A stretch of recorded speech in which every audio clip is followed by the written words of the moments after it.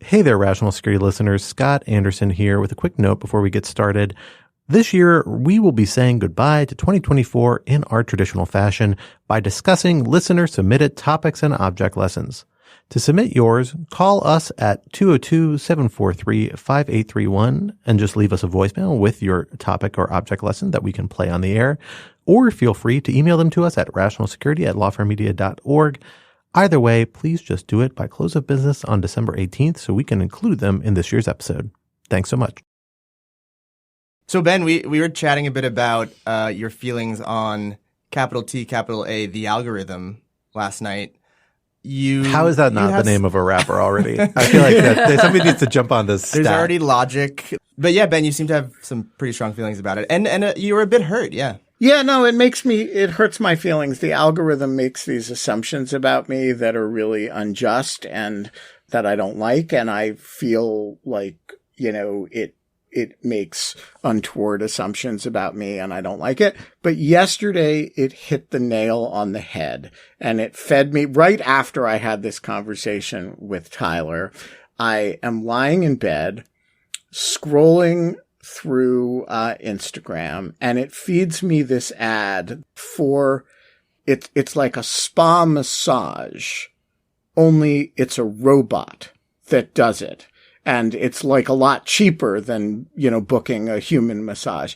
And I thought, wow, this is really sophisticated because I, in fact, like machines that, I've had some joint pain recently and some muscle pain. And I've bought several different types of things to rub my neck. And I think I used as one of my object lessons, the bed of nails that I sometimes lie on.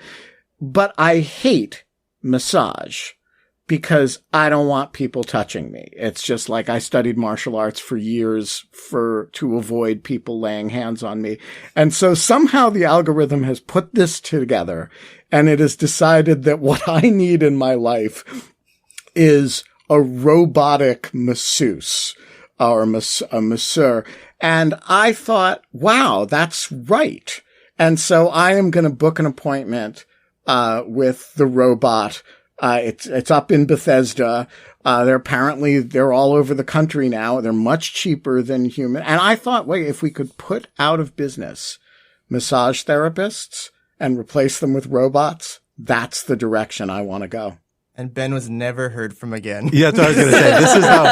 This is how Ben dies, either at the hands of a poorly trained AI robot or at the hands of the surprisingly violent masseuse lobby who decides to take him out. So many ways that you would eccentrically die from this situation. Let's make your last Rational Security a good one. Yeah, exactly.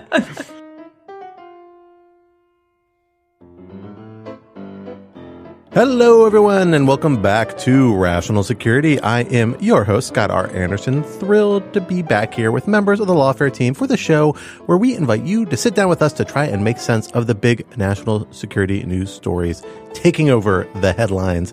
With me this week is co-host emeritus Benjamin Wittes, Lawfare's editor-in-chief. Ben, thank you for coming back on the podcast. Yo. How many times do you think you've done this? We've got to be in the hundreds at least for Rational Security. How many right? episodes of Rational Security have I been on? Because you had like 7 years where you were one of the main co-hosts. Like we're in the hundreds at this point, right?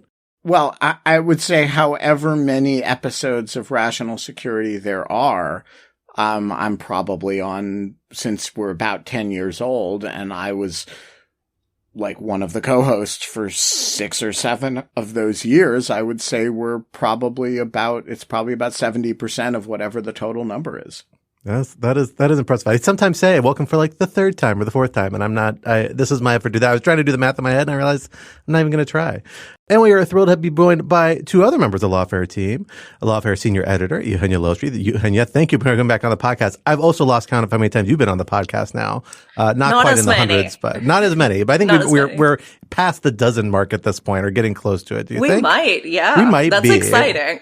It's exciting. I'm excited. And Tyler, our third guest, Lawfare's managing editor, Tyler McBrien, you are also past the dozen mark. I just counted. Lucky number 18. Number 18. All It's right. a very auspicious number episode in the Jewish faith. Well, this is a veteran crew. I think we've had a new person on most of the last 5 or 6 episodes of Rational Security. So with this veteran crew, I'm excited to have people with this depth of perspective to talk over a couple of news stories, a few of which have been with us for a very long time. One in particular really snuck up on people who used to care a lot about this topic. This is Syria, which we're going to talk about in a second.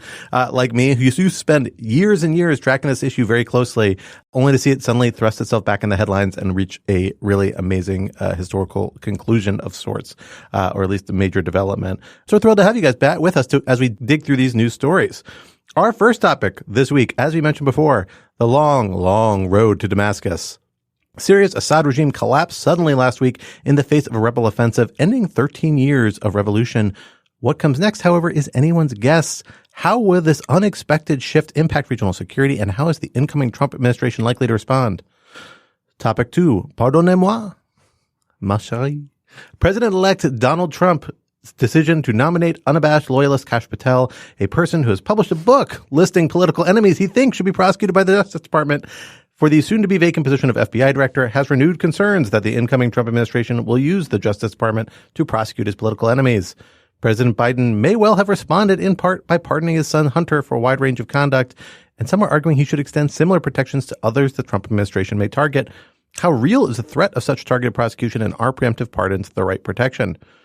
And topic 3, not in Kansas anymore. The Fifth Circuit recently issued what may prove to be a landmark sanctions decision, holding that certain Tornado Cash automated cryptocurrency contractual mechanisms sanctioned by the Treasury Department do not constitute property within the meaning of the relevant sanctions laws, and thus cannot be sanctioned. It's also one of the first appellate court decisions to apply the Supreme Court's recent Lawfare decision, which ended Chevron deference to agency interpretations of ambiguous statutes in the national security context. How persuasive is the court's opinion, and what impact will it and its methodology have on U.S. policy in this arena?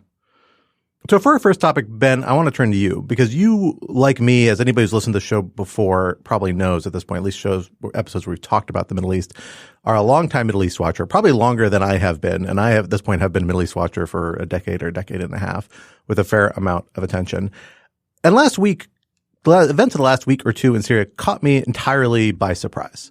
Syria was a topic, and particularly the Assad regime and the decade-plus-long rebellion that's been ongoing in different parts of Syria, consumed huge amounts of energy and oxygen for the U.S. government, for the national security policy community, for really the better part of a decade. And the last few years, it had seemed to settle into a little bit of a equilibrium of sorts. Stability oversells what it was, but a little bit of equilibrium, to the point that a lot of countries, particularly in the region, seem to be acting like this is the new normal, with the Assad regime in place, in control of, about a third of Syria's territory, essentially, and the eastern half control of Kurdish forces and other little pockets in control of Turkish forces, Israeli forces. Islamic State has little pockets. And then we see this dramatic development, something that people have been waiting for, something people predicted a dozen times at least since the revolution started, which is the sudden collapse of the Assad regime, with a rebel coalition marching from a couple corners, but primarily from Idlib down to Damascus, to other major cities, in frankly what seems to be almost uncontested in a lot of cases, assuming control over them, and sending the Assad regime and their closest backers scattering, in many cases overseas or in other parts of the country where they're actively being pursued. How shocked were you by this set of developments? I mean, did it really come at you as something that was as surprising as it was for me? Or is this something that you've seen coming as maybe somebody who stayed a little more on top of Syria the last year or two than I have? I will say this. Anybody who says they saw this coming, who can't produce a receipt where they predicted this was coming, is somebody who is a lying sack of shit whom you should never trust on any subject again. Nobody saw this coming. And like a lot of things, totalitarian regimes seem super stable until the moment that they're not. And the Assad regime had settled into a kind of, as you say, Scott, a kind of apparent stability. It had retaken quite a bit of territory, including in a particularly brutal way, the city of Aleppo, with the help of Russia bombing large areas of Syria and particularly Aleppo, into complete destruction. It had killed hundreds of thousands of people, and the war has displaced internally and externally something like 10 or 12 million people. But one thing that didn't seem to be happening was a whole lot of movement, and the regime was not capable of taking back the rest of the country, but it also wasn't losing ground either. And as Scott says, particularly the Arab world had really begun to reintegrate Bashar al-Assad into the fold of leaders, of presidents and kings and national leaders. And all of that took 13 days to undo. It's completely shocking. And I just want to preemptively say, a lot of people are anxious about what comes next, and there's a lot of merit to that anxiety for reasons that I'm sure we'll talk about. And none of that should diminish our joy at this moment. This is one of the 20th and 21st century's truly brutal regimes, and genocidal in important respects. And, sometimes when you drag Muammar Gaddafi through the streets, you end up with a country that is divided into warlords. But sometimes when Joseph Stalin dies, Beria does not take over, and you get a substantially moderated regime that is not genocidal. And so I think, people are very quick to assume that what's going to come next is going to be worse.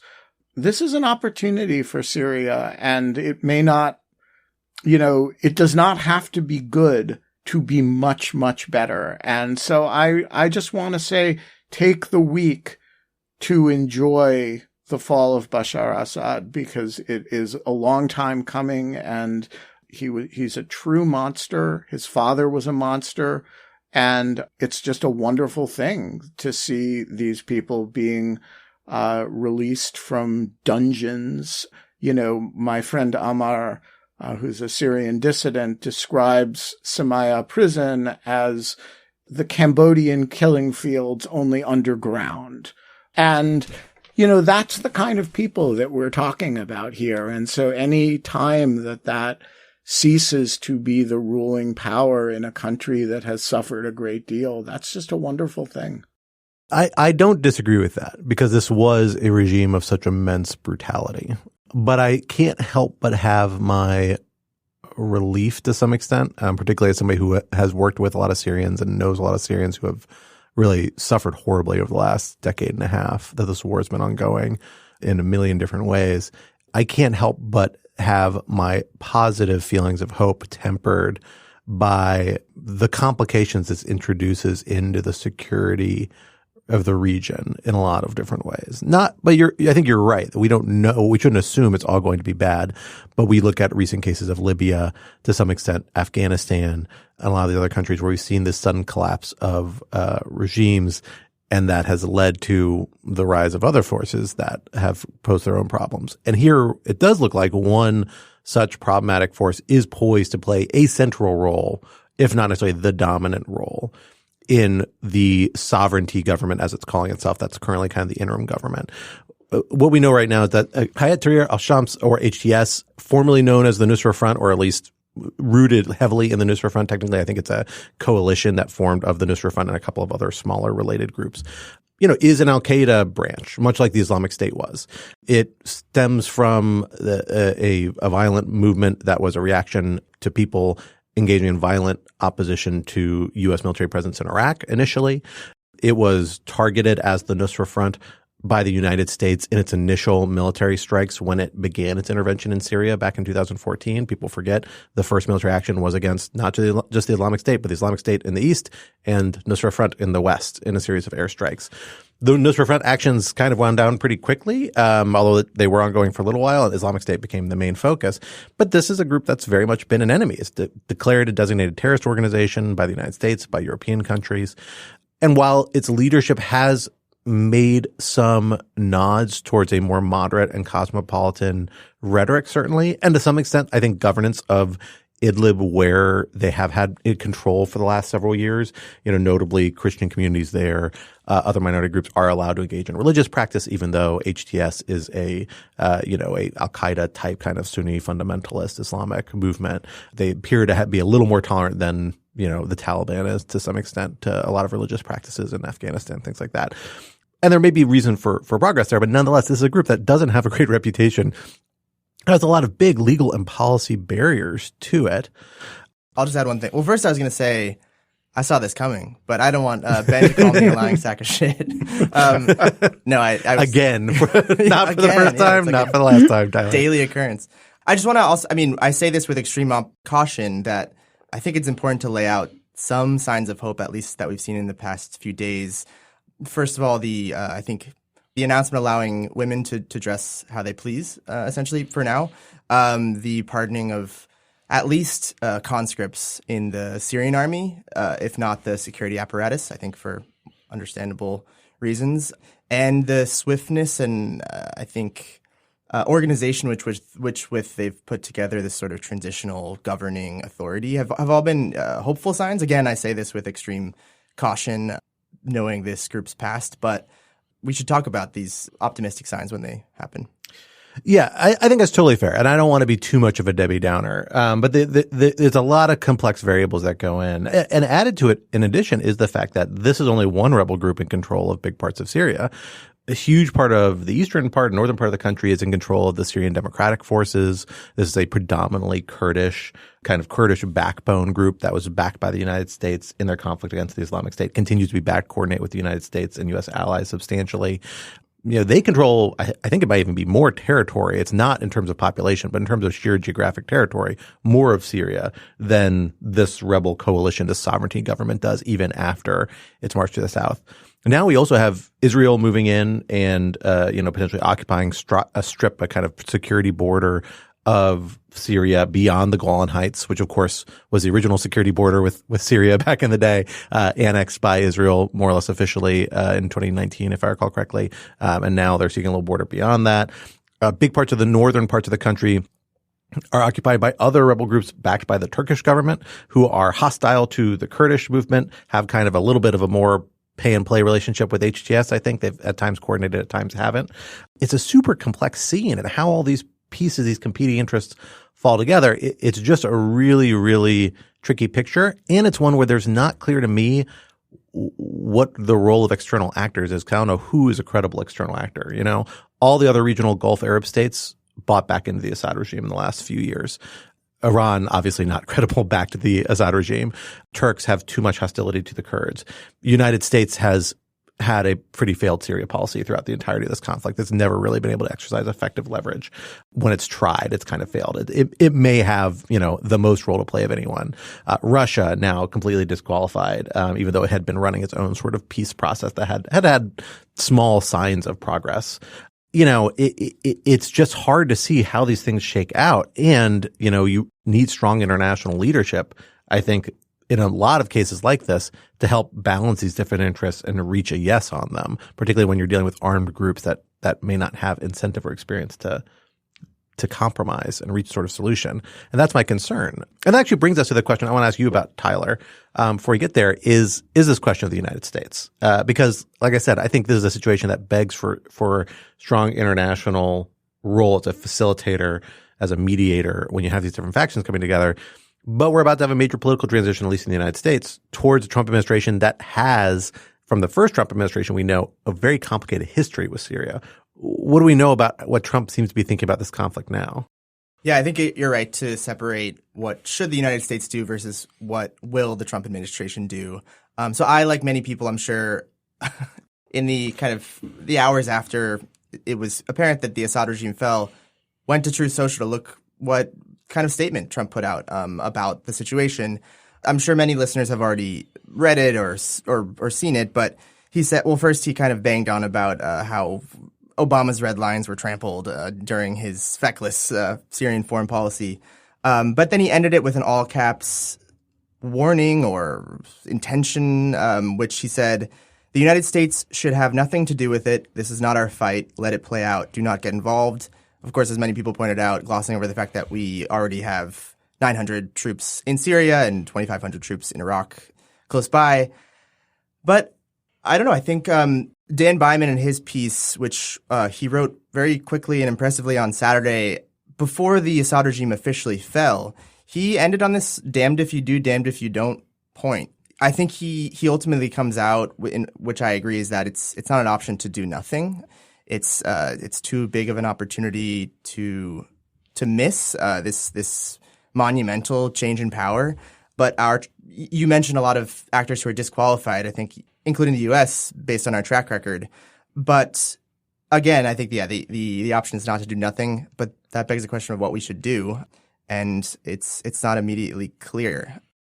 So I don't have an answer to that, but I do want to make this conversation a little bit more complicated by throwing in a question, honestly, about an actor that is doing something right now. And Scott, I think you mentioned earlier, the implications of, the fall of Assad, on the security in the region. And over the last few days, we did see Israel conduct, I think, more than 350 airstrikes on military targets, including the destruction of the Syrian Navy, and claiming that these operations are defensive. And so I'm wondering, what can you expect to be the outcome of these operations, especially in this complex transition? How is it going to make things harder or easier?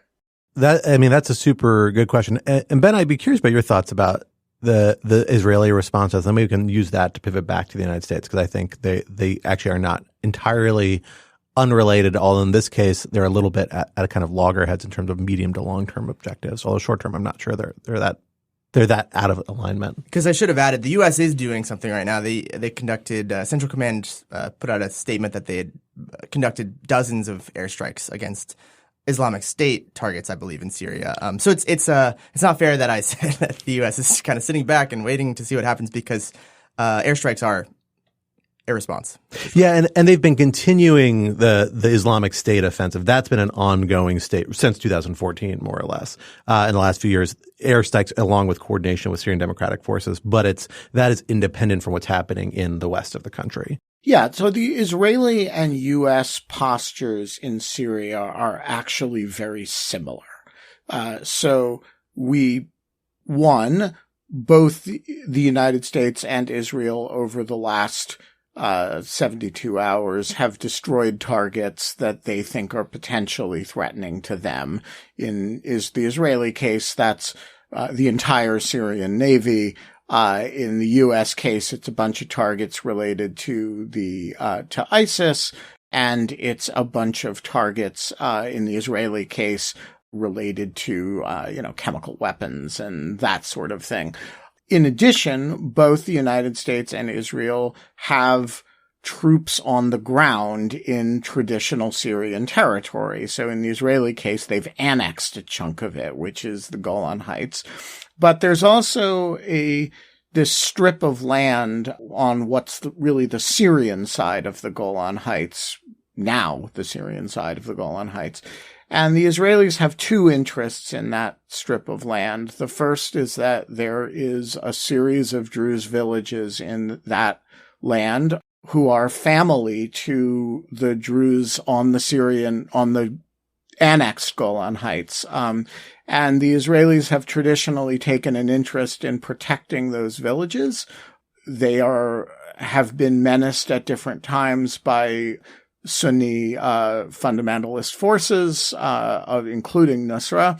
And so the Israelis they protect those people, partly because they are family to people who are, while not Israeli citizens, living in Israel and under Israel, Israelis feel tied to Druze. So that's one element, the non-strategic element. The strategic element is that there's a bunch of, as Scott describes these, the HTS folks, there's a range of them. Some of them seem to be moderating in all the ways that Tyler describes. And some of them are posting videos, onto Jerusalem and Mecca. Well, the Israelis are not, they notice when people say things like that. And it's a very fluid situation. And so they've clearly made a decision. Let's have a little bit of a security zone. It's not a lot of territory, but let's have a little bit of a security zone. No one's going to stop us from doing it. And in fact, no one is in a position to stop them from doing it. And so, there's two big similarities between the U.S. and Israel and Syria. One is that they both destroy targets at will that they think are threatening to them. And the second is that, there are groups that we work with and groups that they work with, or in their case, it's really more protect. They have espionage interests. They have a very keen interest in preventing transit of weapons to Hezbollah from Iran, Syria being the major land bridge. And of course, they traditionally target Hezbollah, including in Syria. And then there's one major difference, or maybe more than one major difference, but a giant difference in this context, which is that they have a border that they will protect and do protect. So they have this additional element that they will tend to be pretty aggressive. So I don't think that's actually right. The parallels. I think that's overstating the case. You're right. There are certain parallels there, but the scale and scope of what the United States does is just wildly different from what Israel's done in the last few months. Americans don't occupy territory. They have troop presence there in coordination with SDF forces that they have we have 900 troops on the ground against the will of the Syrian government. Both the Assad regime and I don't believe the current government, though such as it is, has said U.S. forces are welcome in Syria. But I think that's the little bit of artificial distinction when you're talking about a country that's been balkanized into control of various local armed groups, right? I'm not opposing the U.S. presence by any means. I support it. I just think, when a country has fallen apart the way Syria has fallen apart, other countries operate in it. And Israel has been particularly aggressive in that respect, but the U.S. operates in Syria too. But it's just a false equivalency to say that these have the sort of scale. I mean, we've seen Israel just in the last week dramatically increase targets, forces that don't directly threaten it and aren't involved in actively threatening it. They're preemptive self-defense actions. Now, maybe that's reasonable, right? I think their concern is that, HTS is about to become the government of Syria or a good part of Syria. And so it's going to have access to all of these Syrian armed forces resources. And HTS in the past has attacked Israel, right? Very actively during early parts, and other people involved in this sovereign government coalition. So I'm not sure it's even unreasonable from a sheer Israeli self-interest perspective, but it is preemptive. The Syrian Navy was not involved in actively threatening Israel at any point in the near future. And I think it's reflective of the broader security posture Israel has embraced in particularly the last few months, particularly in Lebanon, Hezbollah being the biggest example.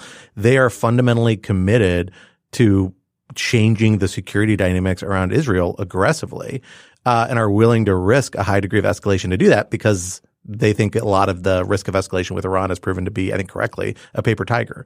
It wasn't there. So they're seizing a moment to dramatically change their security environment in a way on the assumption that, they have a window of opportunity to do that where they're unlikely to face meaningful opposition. But that's not the same as, that's just not, it misses the objective of what the Israelis are doing. I think. I think the Israelis have much deeper security interests in Syria than we do because that's right on their border. But the truth of the matter is that there isn't a lot that we would not do in terms of destroying stuff in Syria that we think is, potentially is dangerous to us. And we were pretty quick to go after a whole lot of ISIS targets the other day. But we we straight up don't attack the Assad regime or Wagner Group except through self-defense actions. It's a totally different scale of what the United States we does. Did attack the Assad regime following a number of the chemical weapons attacks. We've done the Trump administration pursued two targeted strikes over the course of 12 years, and then we pursue self-defense actions where they attack U.S.-backed forces. But it's not the same as preemptively destroying Syria's military capability. I'm not saying it's the same. I'm saying both, by the way, the United States and Israel are not the only countries that do this. Iran reserves the right to operate in Syria. Russia has obviously reserved the right to operate in Syria. The point is, when a country disintegrates, and Syria has disintegrated, a whole lot of countries will operate in it at will and unashamedly in order to protect their interests however they see them. And my point about the American and Israeli interests is that, they both involve kinetic military operations. They both involve stationing troops on the ground. And yes, the Israelis have different strategic objectives. Scott, you call this preemptive self-defense, but I'm actually, and I mean, I'll defer to you, but I'm not entirely sure that these meet the conditions for preemptive self-defense, even if you agree that preemptive self-defense is a thing that we, should accept. No, I don't think it is. Maybe I'm fudging my terminology. I think this is like there's no clear nexus between an imminent threat of some of the targets that Israel is pursuing in Syria and action against Israel. Right. So I am thinking of preemptive strikes, and now I'm blanking whether I'm using this term correctly, as beyond the scope of what usually international law would accept, even in fairly broad definitions, right? This is like, I think it's a kind of like George W. Bush administration vision of national security interests, which is that there is a nascent potential for a future threat, and therefore we're going to take action against it. That's not unusual for Israel to do. Israel does do all that stuff and has done that for a long time, but it's notable here, and it's happening in an environment, it's worth noting, where like these are resources that presumably, once it gets stacked together, the sovereignty government is going to want, right? Like, if they're going to be a functioning government, they're going to want a navy. They're going to want to do all this other stuff. And you're actively putting yourself, as Israel is actively putting itself in violent opposition by hitting these targets. I get why, right? Because I don't think they think the sovereignty government is going to be that friendly to them. And they have good reason to think it's not going to be. Although maybe this moderate tone they've struck means they're not going to be as violently opposed to Israel as they were during prior stages of the Syria conflict. What a better way to ensure that they definitely will be violently opposed to Israel than that's the concern. Striking it. But that's like the classic calculus Netanyahu's clearly settled into, and it's worked for them. Like, I don't think we shouldn't be having no illusions. Like, Israel has dramatically changed the whole security architecture for the region in the last 2 months in a way that I was highly doubtful of, but in the short term at least really has played in their favor. Like, Iran is not the regional player it was. That's what led to the Assad regime's collapse. Now, the real concern is that like, maybe this all leads to complete regional chaos, and that has its own problems for Israel. But that's why they're destroying weapons architecture and occupying that strip of land. If they can weaken, if everything around them is chaos, but they weaken the capacity, they see that as in their security, as an improved security situation for them. In the medium to long term, I have more doubts about that. In the short term, I think it's almost certainly correct. Well, let us move on to our second topic, because I have the feeling we are going to have lots of opportunities to turn back to Syria in the months to come. But here on the home front, we have also seen some notable developments that break up some old history in perhaps unexpected, well, not entirely unexpected ways. If you've been reading Kash Patel's children's books and other literature for the past that he's released over the past few years.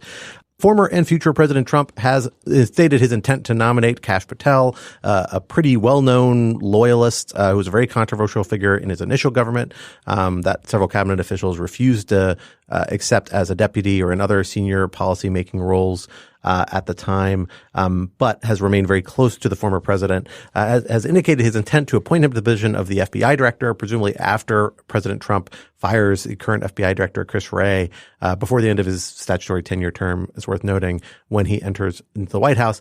And this has a lot of people very concerned, because Kash Patel, like the president himself, has identified a lot of people as enemies and used very strong rhetoric. In his case, has actually published a book who has a long list of people, most of whom actually are former Trump administration officials from the first time around, notably. But nonetheless, people he identifies as enemies of the state or members of the quote unquote deep state, that he thinks the Justice Department, among other tools, should be leveled against them. I think this has people reasonably concerned. And it's also led to people discussing whether there are steps current Biden administration should be taking to protect those people, among them potentially the possibility of pardoning people involved in activities that the Trump administration sees as hostile to them. We saw President Biden do this in regard to his son Hunter, who, of course, was under criminal investigation for legitimate criminal activity regarding gun registration, some failure to pay taxes, things like that, but received a pardon that covered basically any activities over the last 11 years. So much broader scope that clearly seems prophylactic in terms of eliminating a basis for other possible investigations against him. And people are saying, well, maybe there's a case to do this for Liz Cheney and Adam Kinzinger, who are involved in the January 6th committee, or for, James Comey or Merrick Garland or Jack Smith and other people who clearly the President Trump and people around him see as enemies and may have reason to seek revenge against. Ben, I want to come to you first on this, both because you had the pleasure of digging into, I know, some of Kash Patel's writings and this. I have 3 of his children's books right here. There you go. Illustrated and otherwise, that he's put forward on this. And there's not that much difference between the illustrated versions and the non-illustrated versions, as I understand it. But more seriously, I mean, you've done a lot of thinking about, what the risk of legal kind of retribution and targeting is for people in a Trump 2.0. What is the scope of the threat and what are its limits? And where do you come out down on this idea about like how we should be approaching and handling it? Well, the scope of the threat is extreme. What's unclear is, a threat is not a certainty. And so if the question is an FBI run by Kash Patel as part of a Justice Department run by Pam Bondi, who is, remember, the more appealing choice relative to the predecessor option, Matt Gaetz, all under the supervision of President Donald Trump, who only on NBC the other day said Liz Cheney should be in jail, as should all the members of the January 6th committee.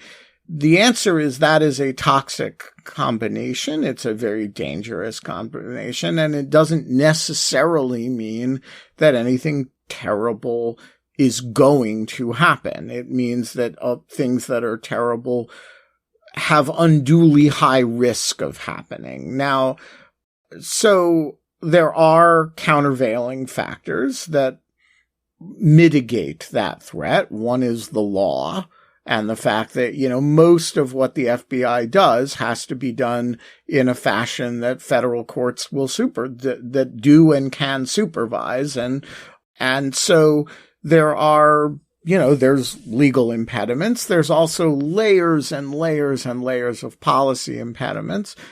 Can these be swept away? We're going to find out. So that's, I think, the threat landscape. I don't think it's that complicated. It's really a question of how robust the countervailing factors end up being and how vindictive Trump, Bondi, and Patel, assuming the latter two can get confirmed, end up being.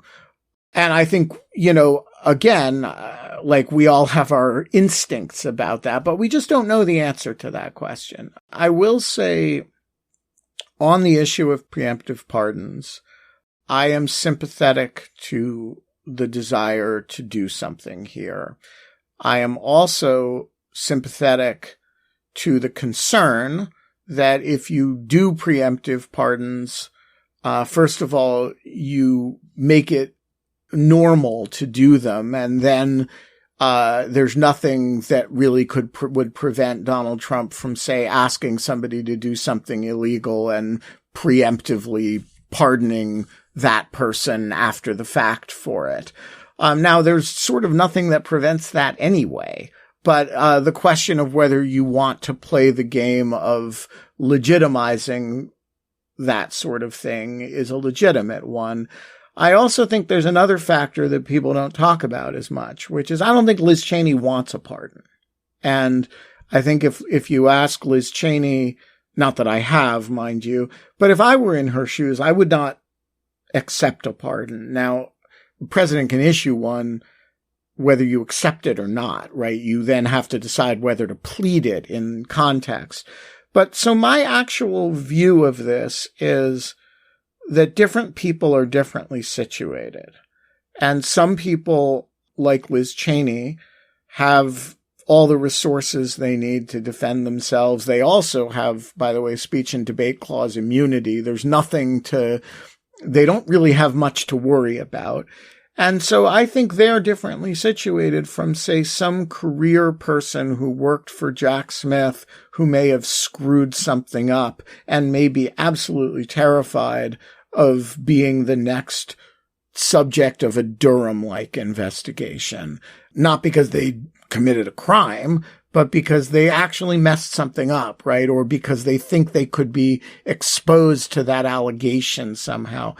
And so my view is that this should be done on a very particularized basis, and that people who feel exposed and feel like they are vulnerable for either because they may have done something stupid or because they are particularly subject to the incoming president's hatred.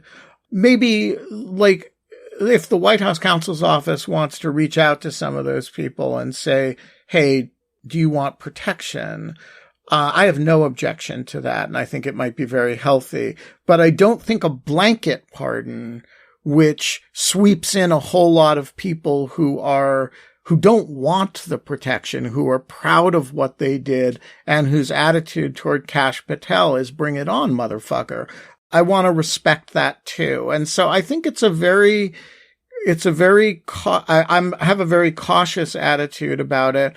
And what I would really like to happen over the next month is for the White House counsel's office to make a few hundred phone calls and find out whether a few hundred people on Kash Patel's list and elsewhere actually want a presidential pardon. That's the part of the conversation that we're missing right now that seems to me very important. Just to add on that, I agree with Ben that this is a very real threat.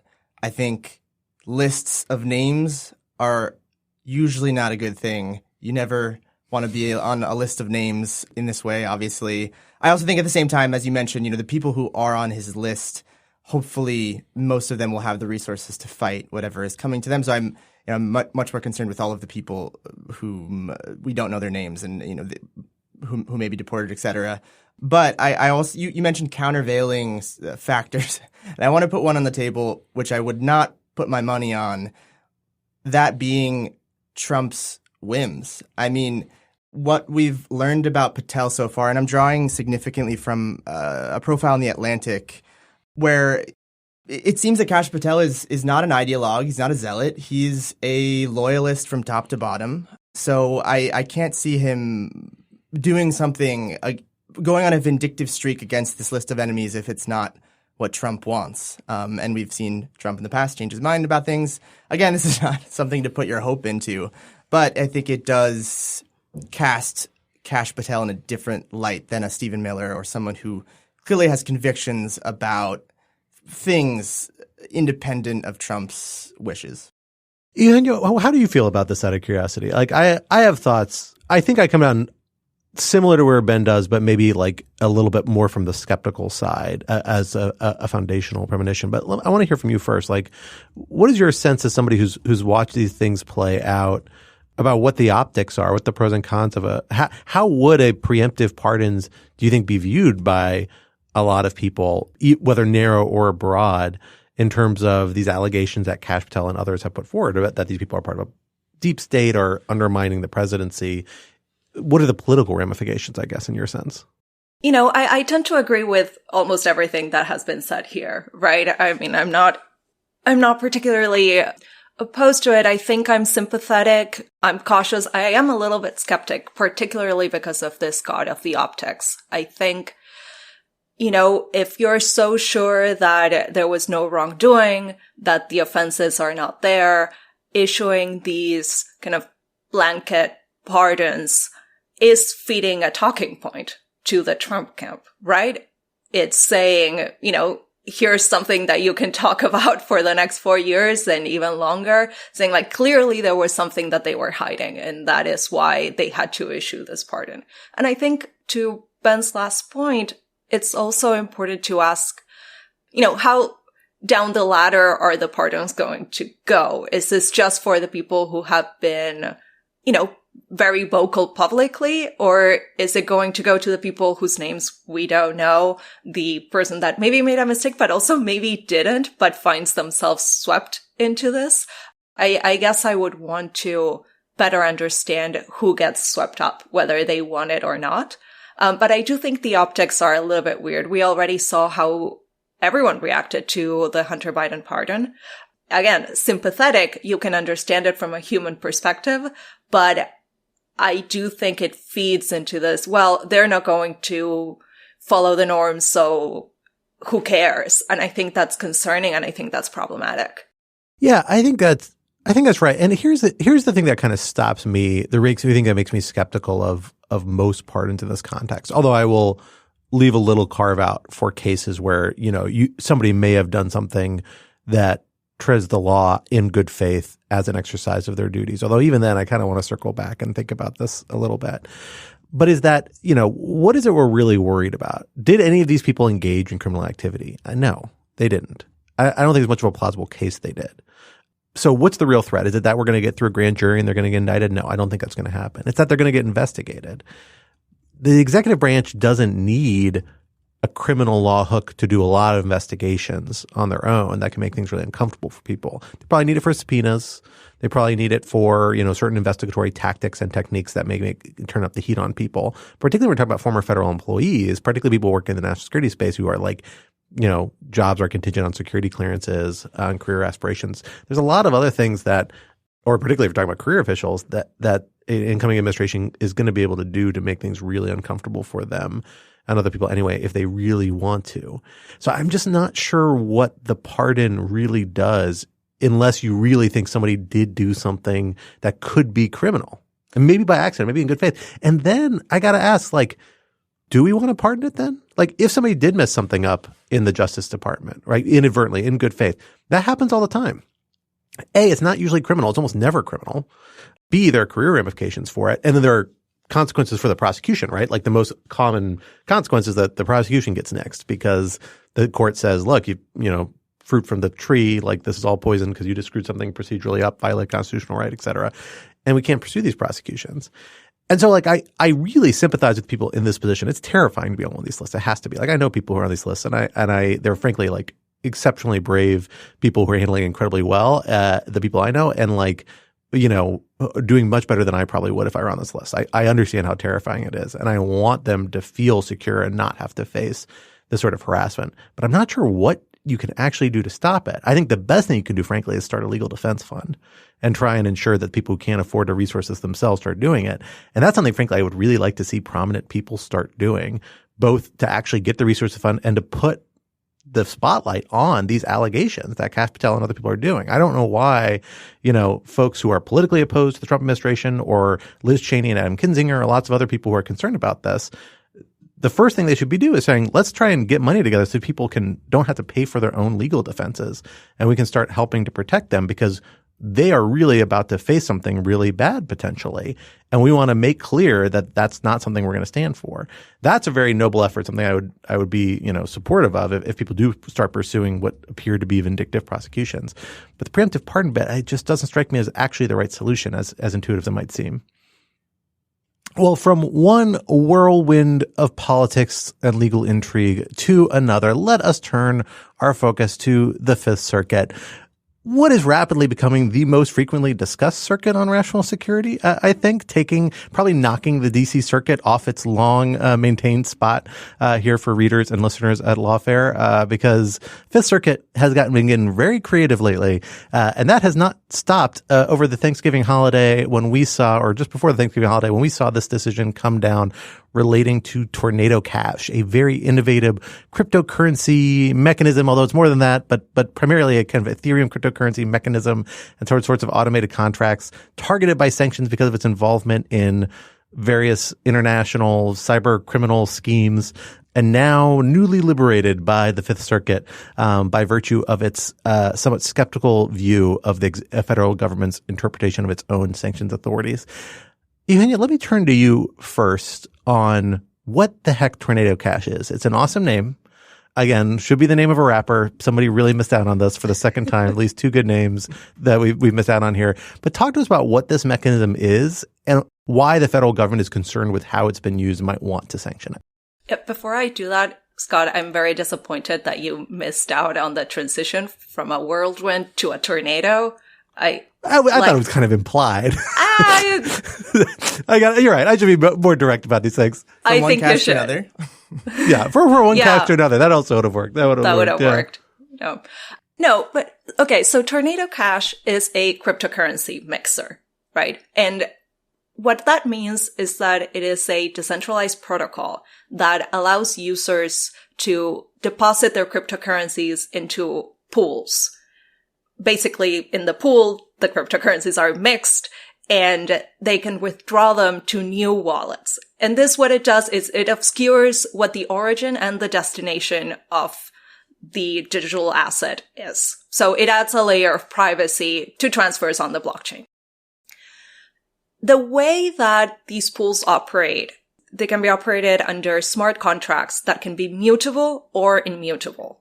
The mutable contract is the one that is managed by a specific party, and that party can make changes to it. It can take it offline. It can remove people. It can remove addresses.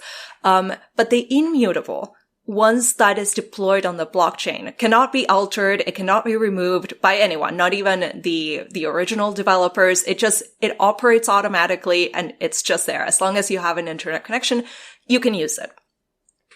And you can see why this mixer is going to be appealing to people who are concerned about their privacy, right? Because you could de-anonymize some transactions and connect addresses to specific people and figure out what they're doing. It's also used by a lot of people who want to launder money because it makes it harder to track, right? It's as simple as that. And in fact, that is why in 2022, OFAC designated Tornado Cash based on allegations that it was used to launder around $7 billion in cryptocurrencies. And it included the Lazarus Group, which is a North Korean cybercriminal group.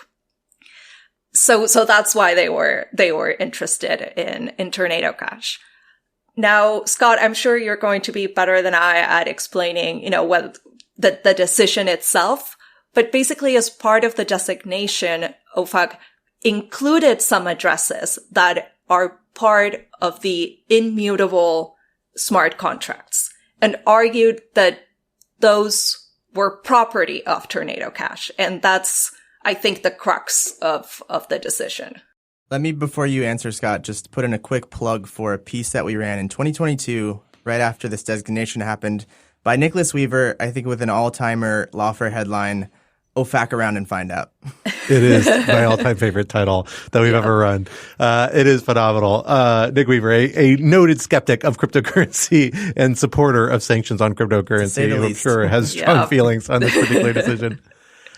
That's incredibly useful context for understanding how this is. And I will say the biggest virtue of this opinion, however one feels about it, is that it does a pretty actually exceptional job explaining how this technology works, I thought, including a lot of very colorful diagrams, which I look forward to seeing how I love the diagrams. They're amazing. I don't know how Westlaw and Lexis are going to do with this. I want to know how much input that was the law clerk and how much was the judge being like, no, more color here. I want a little more splash on this particular opinion, at least in the slip opinion. I don't think the color is going to make it into Lexis and Westlaw, though we'll see. But Ben, let me turn to you and your reaction on this. Obviously, this is an issue Lawfare has followed for a long time. I know you followed it as well. What is your sense about what's happening with the Fifth Circuit here? So, we've got this opinion where they say essentially the International Emergency Economic Powers Act, the statute that underlies all sanctions, applies to property of persons. And they're holding, this is one of several arguments that were made on appeal. But the main argument they say is that, hey, this stuff isn't property. This is a nest of totally autonomous contracts that no one can own or control. In fact, everyone involved in this has already signed away all their control and ownership rights. It is a, utility that exists out of anyone's control in the, ecosystem of the internet. And therefore, not something you can sanction. I guess before we get into the legal technicalities of that opinion, Ben, let me turn to you on what's happening here. How much is that the Fifth Circuit pushing an envelope in this particular context? Because it's unique to see, first, this is one of the first decisions coming after Loper Bright, where we know the Supreme Court knocked back the idea that courts are supposed to defer to agencies interpreting their own ambiguous statutes. But it's in the national security context too. And usually national security statutes get an added level of deference separate and apart from conventional Chevron deference. And that doesn't appear to be the case here either. Kind of what's driving this, and how persuasive do you think this opinion is likely to be? Is this going to be a shift in how courts approach this more generally, or is this a little bit of an outlier? Well, so we don't know how much of an outlier it is yet because no other courts have weighed in on this subject. I will say that the Fifth Circuit is not the most highly respected court at the Supreme Court level right now. It is kind of the conservative outlier appellate court. Look, and a lot of Fifth Circuit opinions have not survived subsequent Supreme Court scrutiny. The policy here is completely insane. Whether, like, let's leave aside the technical legal question, the idea that the Treasury Department cannot sanction cryptocurrency operators who are enabling North Korean theft of enormous quantities of money. And, you know, I will refer people to the voluminous reporting on the Lazarus Group, including the wonderful podcast by I believe by the BBC. Which we've had on the Lawfare podcast twice, the hosts. They're quite charming. Yeah, I mean, a phenomenal listen. This is a really bad, calling it money laundering is not quite, like, it just doesn't quite do it justice, right? And so, I mean, whether the problem is that the technical language of the law has not kept, of IEPA, which I had always understood to be very broad, by the way, whether that didn't keep up with the technicalities of, what counts as an asset or property for purposes of this, or whether it's just that the Fifth Circuit has lost its mind, I don't know. And I don't want to pretend to know. Scott, you probably have a better sense than I do. I will say that this is not a good place for the law to rest. And by the way, I think that will be, unless our government is completely taken over by crypto bros, which may happen, of course, any administration that wants to have sanctions, say for maximum pressure against Iran or for, choking off Kim Jong-un's, access to cash, is going to want to have this authority. And so I don't think this will be the last word on the subject, but I don't know how much of a legal outlier it is likely to be, and would love to turn that question back on you, Scott. Well, so this case, actually, I got interviewed by the Washington Post for this case back 2 years ago. It was initially filed. And I was very worried when I saw this decision come down, which is not what I was expecting the courts to do, that I had really stuck my foot in it in whatever I was quoted in the Post. And it turns out I think they did not actually use the more interesting parts of the conversation in the piece, for better or for worse, right, articulated by legal views on the opinion. But I still feel that way, having now read the opinion, which is, I think the opinion just fundamentally gets the law wrong what the statute does. Because the statute, this is 50 U.S.C. 1702, for folks who want to read along at home, pull it up. Like Ben noted, it's an incredibly broad grant of authority over a variety of things, which I'm just going to read a part of it so people can get a taste of it, because I think this underscores what it does. It says, to the extent that is specified in another section of the law, the president may investigate, block during the pendency of an investigation, regulate, direct and compel, nullify, void, prevent or prohibit any acquisition, holding, withholding, use, transfer, withdrawal, transportation, importation or exportation of, or dealing in, or exercising any right, power, or privilege with respect to or transactions involving any property in which any foreign country or a national thereof has any interest by any person, or with respect to any property subject to the jurisdiction of the United States. It is an incredibly broad statute where they tried to jam so many of these verbs in to make clear there's very little you can't do. The one thing you can't do is to seize and vest it, which has been a point of some controversy recently, but that's pretty clear from the legislative history. That's what they were leaving out. Everything else, it seems to say what you can do with it. But the key point here that they seem to miss is that they're treating it like designating the contract as a sanctioned entity is regulating it as property. And that's not actually what you do when you sanction something. You're saying no one is allowed to do interactions with that entity. You're regulating the transactions with that entity, not the entity itself as property or a person. Nothing in here says you can only sanction property or person in the statute. Maybe there's something in a reg, although they were pointing mostly to the statutory language in the opinion, not the regs, that adopts a different definition. But the statute is very clear. You are allowed as the president to regulate transactions in property in which any foreign national has any interest. So I don't understand why that doesn't reach to the idea that you can bar transactions in property through a tornado cash mechanism. And you would effectuate that policy by sanctioning the tornado cash mechanism. That doesn't mean that it has to be property. I think in the same way, you could say, as IEPA, we're going to prohibit transactions that use $100 bills if we had a reason to think $100 bills had been like contaminated or fraudulent, right? And rose to the level of it warranting that involve a foreign party and have an interest in a foreign entity. Because you might effectuate that by sanctioning a $100 bill, right? Or sanctioning a particular security that you're worried about, a particular, stock or something, a unit of value. Whether it's property or not is irrelevant. What you're regulating is transactions in that entity.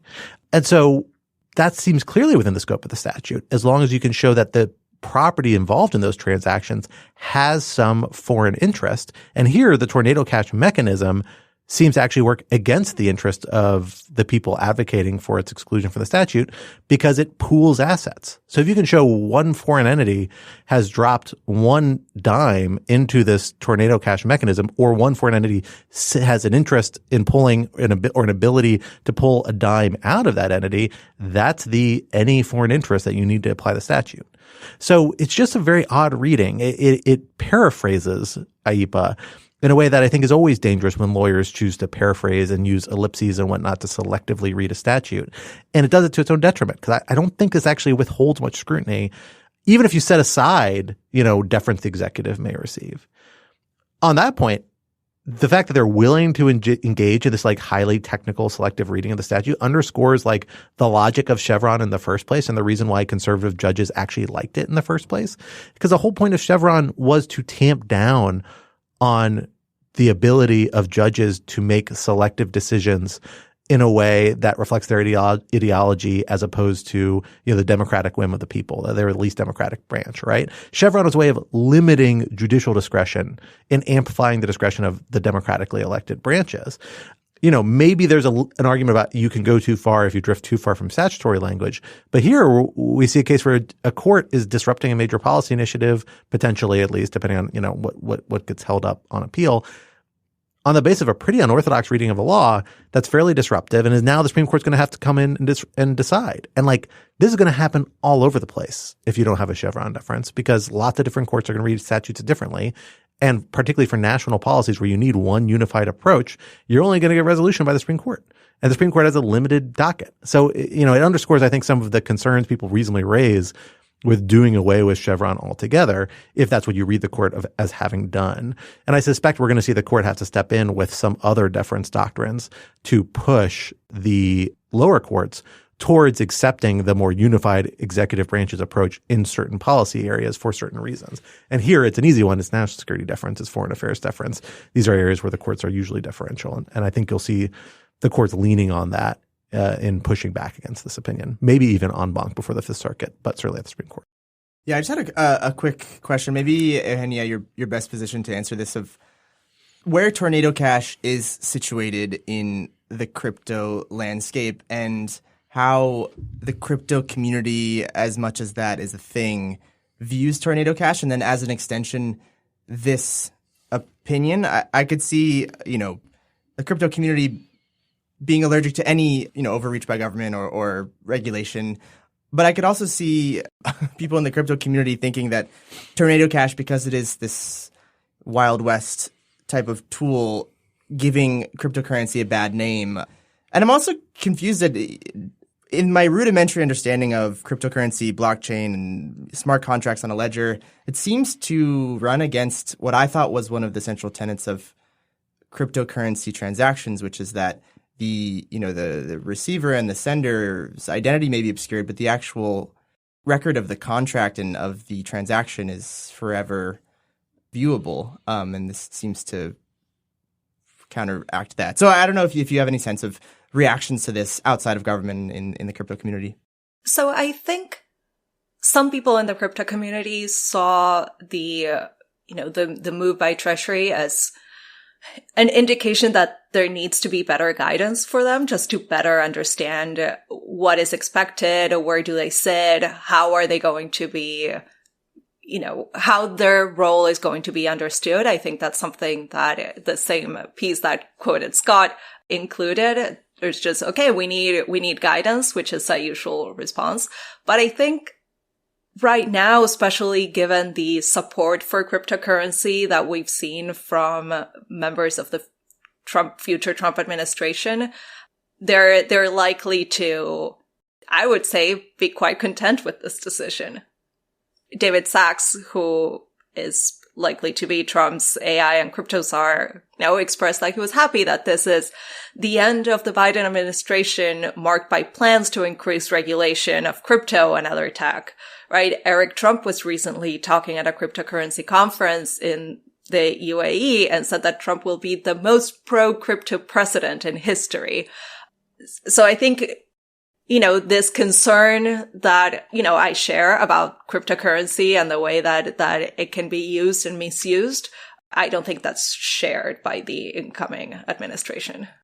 Yeah, I mean, I do wonder whether this is, going to be one of the fault lines the crypto community eventually has to fall down on. Because look, the Trump administration is going to come in and they're going to get a lot of talking to from national security officials being like, no, these are very genuine concerns. Like this mechanism, again, was used to steal like Bangladesh and Myanmar's like whole public pension funds and like hundreds of billions of dollars, like bankrupting developing countries. Like it's a huge problem. And whatever you may think of the Trump administration, some people there are going to recognize that's a foreign policy problem that's of a serious nature that needs to be addressed. And, the cryptocurrency community tends to view these things about saying all regulation is bad regulation. Nothing we can do to constrain this is bad. It's got a very libertarian mindset. I have a couple of very close friends who are like very deeply involved in the crypto community, and they're very smart people. And then I think they cross a certain line when we start talking about the stuff where it begins to lose a little tethering from reality. I think there's plenty of valid criticism to be made of regulation of cryptocurrency as like a commodity, the way we approach it as a like financial regulation perspective. I may not agree with all of them, but they're reasonable. But it's hard to argue that like you have to throw the best thing to do is to throw the complete barn doors open to anything because we've developed it as a cryptocurrency. The same ways we regulate all other currencies and have found good reason to do that also apply in the cryptocurrency context. And like, eventually you're going to have to come around on that. And these rhetorical points people keep coming back to about saying, oh, all regulation is bad regulation. Like it just doesn't hold up to scrutiny. And if they want to be taken seriously and they want to be able to build allies who will support them in making cryptocurrency a valid financial tool and financial investment, and there may be good reasons for that. I'm willing to concede that, to get those allies, you can't try and, lump in these extremely bad cases in the universe of things that need to be permissible. I just don't think that works. Well, folks, that is the end of our time together this week, but this would not be Rational Security if we did not leave you with some object lessons to ponder over in the week to come. Benjamin Wittes, what do you have for us this week? I have not one, not two, but 3 children's books by Kash Patel. And I can't recommend them highly enough. Sometimes we recommend works of culture here. People recommend science fiction series or games or, Eugenia has always a computer game. But I don't think we have ever had a political children's book series by a nominee before the Senate before. So, 10 years into Rational Security, we're still making firsts here, seconds and thirds. The Plot Against the King by Kash Patel tells the story of the Steele dossier set in a mythical country called the Land of the Free. You're not going to want to miss it. The Plot Against the King 2, 1,000 Mules, tells the story of Dinesh D'Souza's fight to prove that the 2000 election was stolen. Yes, we have a man nominated to run the FBI who has written a children's book about a fictitious conspiracy to overturn the 2020 election. And finally, my favorite of the 3, The Plot Against the King 3, The Return of the King, tells the story of a dragon named DOJ who Donald Trump and Kash Patel literally beat into submission and then set against their political enemies. You can't make this stuff up, kids. So buy them for your kids. Read them to your kids. They even say on the cover that they're for ages 3 and up. So Scott, Reese is just about the right just age. About there. Let's do it. Yeah, and if they're not available in audiobook format, I bet you can hear a lot of them about to be read at a confirmation hearing near you. Well, I did a live reading of one of them on That's right. On Dog Shirt TV the other day. Check it out. Well, with that stocking stuffer in mind, Eugenia, let us turn to you. What do you have for us this week? Okay, that's always a hard act to follow, though. But I'm going to move in the other direction. I have a recipe that I would like to recommend in this holiday season. You have to go to many holiday parties. You need to bring something, and I found the best cookie recipe. Ooh. These are the maple brown sugar cookies. They're so easy to make. They're delicious. I brought them to Thanksgiving and they were gone. Even if people had pie, there were so many pies and still people really, really like the cookies. I'm bringing them to the Lawfare party tomorrow, so be excited for that. Highly recommend them. Again, easy to make and they're a hit. Excellent. A wonderful recommendation. Baking recommendations always appropriate. I will also come in with a seasonal recipe recommendation. As listeners know, I always try and make all my December object lessons about the holidays. I'm fresh out of cocktail recommendations, though, because I've done hot cider, I've done hot mulled wine, I've done eggnog. All the traditional seasonal ones are over. But I do have a very good Thanksgiving, fall into wintertime kind of spicy cocktail, which I really like, which is called the Lion's Tail. It's bourbon, allspice dram, lemon juice, and a little simple syrup. It's really, really phenomenal. Ben's giving me a thumbs up, so he's had it before. It's got like a really nice kind of seasonal vibe. It kind of tastes like you're drinking something kind of mold and spicy, but it's technically kind of a tiki drink in a way. Like it's got the kind of citrus mixed in. It's got kind of competing flavors. Allspice drams are usually rum based. It's got a little bit of vibe from that. It's really, really a phenomenal, delightful drink. And something I've done that was recommended by Anders Ericsson, a cocktail guy and bartender who does a great YouTube channel, runs for these things. You can shake it with an egg white to make it a little bit of a flip. And I got to say, it really makes it a pretty indulgent, nice cocktail when you're not quite ready to go all the way for eggnog, which my recipe involves a lot of like ice cream and assorted other things that are a little over the top. But if you want something rich and indulgent that's a little more adult, I highly recommend it, the Lion's Tail, particularly as a flip. Tyler, what do you have for us to bring us home? Well, inspired by Ben's not 1, not 2, but 3 object lessons, and to make this round of object lessons symmetrical, I think, I'm bringing you 3 political profiles, which I've enjoyed. I think a nomination season for a new administration can bring a lot of things, but for me, it brings renewed interest in political profiles. So first one I referenced earlier, it's in The Atlantic, The Man Who Will Do Anything for Trump. It's a profile of Kash Patel by Elena Plott-Calabro. Really great details in here, including a lot of the interesting merch, branded Kash Patel things, which the perhaps future FBI director has hawked in his past. The next one is on Ron DeSantis. This one is actually back in March 2023. It's called The Sunshine Imperium by Jasper Craven in The Baffler. It's a great deep dive into his time, DeSantis' time working at Guantanamo Bay in the Navy's JAG Corps. And then the last one I want to leave you with is one that was recommended by Lawfare's very own Quinta Jurecic to me on many occasions. It's a New Yorker profile of Donald Trump from 1997 by Mark Singer called Trump Solo. It's just, if nothing else, it's one of the best profiles I've ever read. It made me laugh out loud, and not at the expense of Trump as an easy target. Just the way that he wrote it is just, it's very comical and filled with amazing observations, and I think that listeners will be pretty surprised at the continuity with which this could have been written today in many ways. So I won't spoil anything else, but those 3 political profiles I'll put on the table. Well, wonderful. I've read 2 of them, and that's a phenomenal set of recommendations. Well, that brings us to the end of this week's episode, but Rational Security is, of course, a production of Lawfare. So be sure to visit us at lawfaremedia.org for our show page, for links to past episodes, for our written work and the written work of other Lawfare contributors, and for information on Lawfare's other phenomenal podcast series, including Escalation, coming soon to a podcatcher near you. While you're at it, be sure to follow Lawfare on social media, wherever you choose to get social with your media, and be sure to leave us a rating or review wherever you might be listening. In addition, sign up to become a material supporter of Lawfare on Patreon for an ad-free version of this podcast, among other special benefits. For more information, visit lawfaremedia.org/support. Our audio engineer and producer this week was Noam Osband of Goat Rodeo, and our music, as always, was performed by Sophia Yan. And we are once again edited by the wonderful Jen Patcha. On behalf of my guests, Benjamin, Eugenia, and Tyler, I am Scott R. Anderson. We will talk to you next week. Till then, goodbye.